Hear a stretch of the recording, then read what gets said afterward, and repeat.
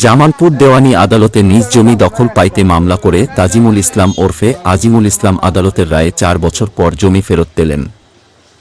সাংবাদিক, UP member ও স্থানীয় লোকজনের উপস্থিতিতে আজ ওই জমির দখল বুঝিয়ে দেওয়ার পাশাপাশি ওই জমির অবৈধ দখলদারদের গাছপালা কেটে ফেলা হয়েছে। জামালপুর দেওয়ানগঞ্জ উপজেলার পারামারামপুর ইউনিয়নের উত্তর ভাতখাওয়া এলাকার বাসতলী গ্রামের মো. তাজিমুল ইসলাম ওরফে আজিমুল ইসলাম বিজ্ঞ দেওয়ানগঞ্জ সহকারী জজ আদালতে 2020 সালে মোস আনছের আলী সহ 17 জনকে বিবাদী করে একটি মামলা দায়ের করেন। মামলাটি দীর্ঘ 4 বছর পরে বাদীপক্ষ একতরফা রায় পান। পরে বিজ্ঞ দেওয়ানগঞ্জ সহকারী জজ আদালতে অন্যটি মামলা করিলে আদালত মোকদ্দমায় বিবাদীদের বিরুদ্ধে একতরফা বাদীপক্ষকে 40% জমি ঢাকঢোল বাজিয়ে জমি বুঝিয়ে দিয়ে সীমানায় লাল নিশান উড়িয়ে দেন। 4 বছর পর নিজেদের জমি ফিরে পেয়ে আজিমুল ইসলাম আদালতের প্রতি কৃতজ্ঞতা প্রকাশ করে বলেন, আমরা ন্যায় বিচারের মাধ্যমে আমাদের জমি ফিরে পেয়েছি।